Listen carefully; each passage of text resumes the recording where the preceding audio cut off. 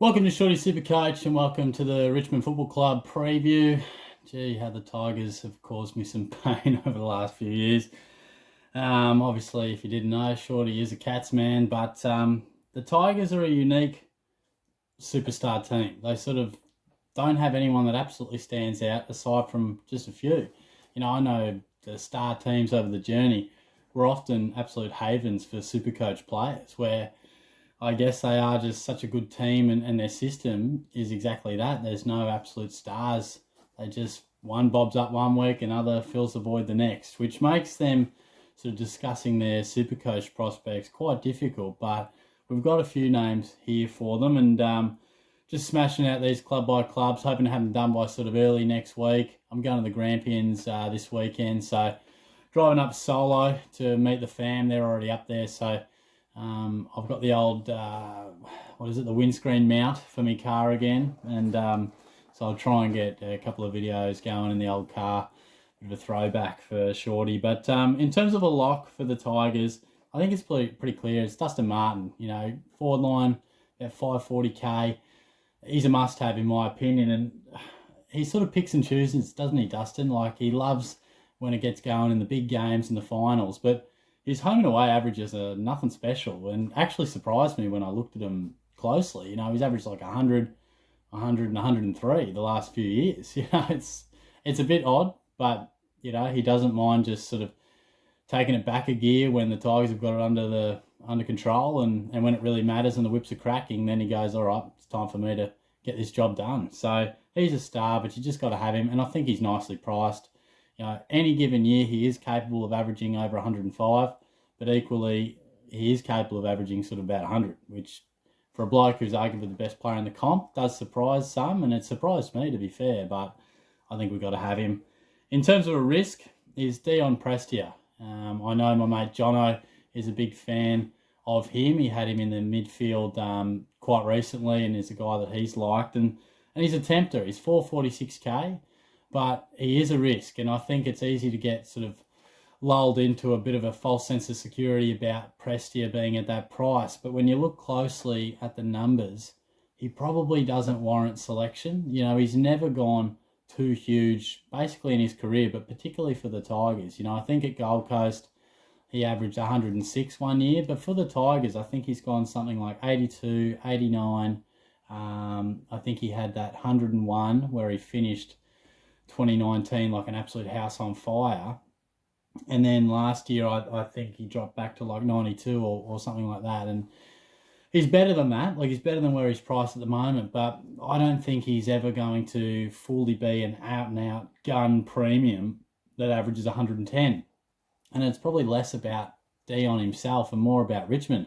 They probably just, their game plan, their system, it doesn't come down to 1 or 2, 3, 4 players. They're just, 1 week it's Prestia, 1 week it's Edwards, then Cochin's best on ground, then Shea Bolton's best on ground. So it changes up from week to week. It's different to say, a Melbourne who their game plan is largely based around, Oliver and Petrarca dominating in the middle. They're the go-to guys, where Richmond have so many players who can bob up.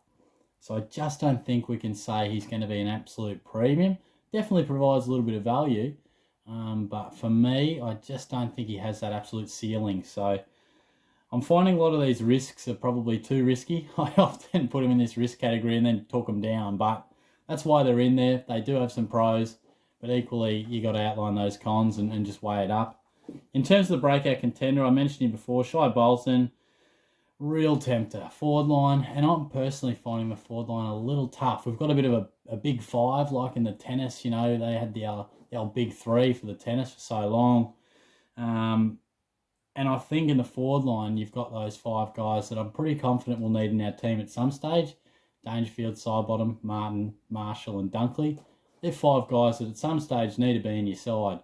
But you can't start them all, and you might only start a few. So guys like Bolton are certainly tempting, and I think he can absolutely lift that average. Had a little mini breakout, took it from 69 to 86 last year, and at times showed that he was dynamic in the midfield. But equally, as is sort of mentioned with Prestia, there would be some days where he'd shine brighter than others. Now, Was that down to Bolton or down to the Richmond game style? I mean, it's so hard to say. They just don't have anyone that absolutely goes unbelievably well. Yet they don't have any guys that consistently are down, in that top echelon. If they're down for a week or two, you can just guarantee they're going to step up to the plate. So I really love what Bolton can do. I think he provides a different element to the Richmond midfield, and I do anticipate that he'll spend a bit more time in there. And his centre bounce numbers from round 6 onwards were big. It didn't always equate to big games, but I wouldn't be surprised. In fact, I'm confident that he'll average in the 90s. Just pinpointing exactly where in the 90s. Is it 92 or is it 98? That'll be the difference. And for me, I probably... right now it's a no, but I certainly couldn't rule him out. I think we'll see an increase in the numbers. And like I said, picking whether that's 7 or 8 or 12, 13, 14, wow, that's where you'll make the big calls and you'll do well. But he's a tempter. And no chance for my side is a favourite of years gone by, and it's Basher Hooley. Now, he's priced at $465K. He's not even a certain starter for round 1. He's sort of been struggling with the body, and I think that sums it up really. Like, last year had his troubles, and again, seems to be just getting through the pre-season. He's getting on now. He's had those calf issues. It's a big no from me. He'll have those days where he racks up 32, 35, whatever touches, and scores 140. But I just think Jaden Short has really lifted his game. And, they're probably going to share it on different occasions. Sometimes Short will just get on the end of them or take more kick-ins just given the day. And other days it'll be Hooley. But for a while it was all Hooley. He'd just take every kick in. He was always getting a handball receive. I think it's a little different now, a little changing of the guard. I'm sure Hooley and Short will both average nicely, but I'm just not sure backing in Hooley, who, if you actually look at his numbers, he's only really had a few outstanding Supercoach seasons. He hasn't always dominated. I know a couple of years back he averaged in the hundreds, but it isn't like he's underpriced and if he's out there, he scores. He isn't always a scoring superstar. He's getting on now, so don't be fooled by sort of scrolling down and seeing Hooley there and thinking he's an absolute bargain buy. I think it's time to just steer clear and look elsewhere because there's a lot to like in that back line. But that sums it up for the Tigers. I hope you enjoyed the video. Hopefully giving you something to think about.